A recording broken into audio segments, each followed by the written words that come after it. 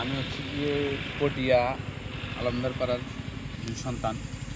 আমাদের পটিয়া বাইপাস থেকে চট্টগ্রাম কক্সবাজার মহাসড়কের মাঝখানেই বাইপাস থেকে এদিকে মুরালিঘাট পর্যন্ত দুইটা ইউনিয়ন পড়েছে, একটা ভাটিকাইন ইউনিয়ন আর একটা ছনারা ইউনিয়ন। এই দুইটা ইউনিয়নের মধ্যে আনুমানিক 50,000 লোক বসবাস করে।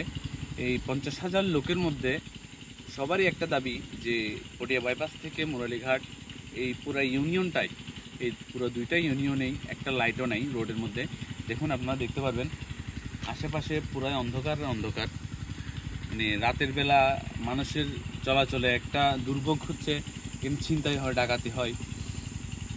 এগুলোর জন্য পুরো এলাকাবাসীর পক্ষ থেকে আমি সরকারের কাছে আবেদন করছি যে এই সড়কটাতে, যেটা এই সড়কটা সোজা আনোয়ারা চলে গেছে, খুব ব্যস্ততম সড়কটা, এই সড়কটাতে যত শীঘ্রই পারুক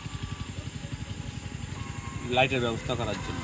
এটা ধরেন মনে করেন যে সমস্যা হইতো, দেখা গেছে যে আপনার এই ছিনতাই, তারপরে ডাকাতি, চুরি, মানে এগুলা হওয়ার কারণে লাইটটা দরকার আছে। টার্নিংয়ের মধ্যে একটা কার সড়ক কারণ চলে গেছে, টার্নিংয়ের মধ্যে না থাকার কারণে কি টার্নিংয়ের মধ্যে কি অ্যাক্সিডেন্ট হয়েছে। এখানে লাইট 3টে 4টে 5টা পর্যন্ত চলাফেরে। এইখানে তো 50,000 হবে, দুইটা ইউনিয়নে 50,000 মানুষ হবে। এখান থেকে আমি স্যার আলমদর ভাড়া, উনি কাজের লোক। আচ্ছা আচ্ছা। হ্যাঁ, উনি দিন মজুরি কাজ করে, রাত্রে ও বেতন আনার জন্য ওই আলমদর যাচ্ছে ওই নাইটের কাড়া থেকে, ওখানে এর দরিয়া।